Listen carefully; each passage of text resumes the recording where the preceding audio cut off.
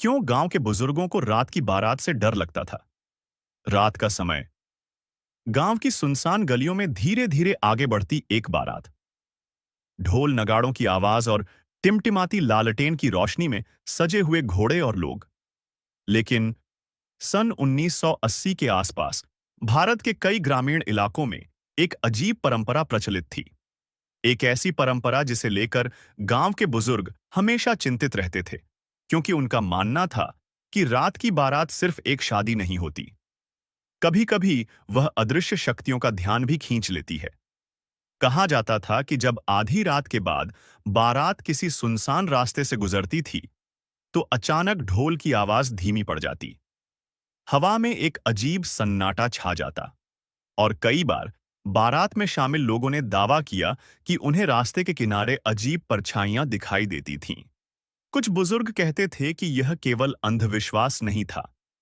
उनके अनुसार पुराने समय में रात के समय होने वाली शादियों के दौरान कुछ विशेष रिवाज निभाए जाते थे।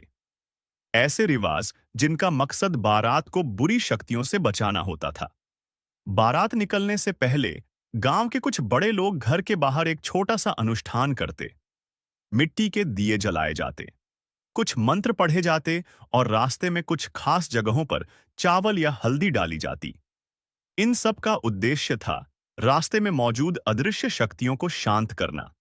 लेकिन सबसे रहस्यमयी बात यह थी कि कई गांवों में बारात को कुछ खास रास्तों से जाने की मनाही होती थी, क्योंकि माना जाता था कि उन रास्तों पर पुराने समय की घटनाओं की छाया मौजूद है। और अगर बारात उन रास्तों से गुजर जाए, तो शादी के बाद अजीब घटनाएं होने लगती थीं। आज के समय में इन कहानियों को अक्सर अंधविश्वास कहकर टाल दिया जाता है।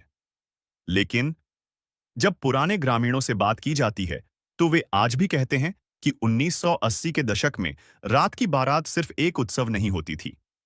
वह एक ऐसा सफर होता था जिसमें खुशी के साथ साथ एक अनजाना डर भी शामिल होता था।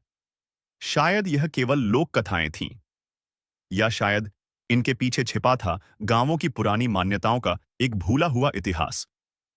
लेकिन एक बात आज भी रहस्य है। आखिर क्यों गांव के बुजुर्ग रात की बारात से डरते थे?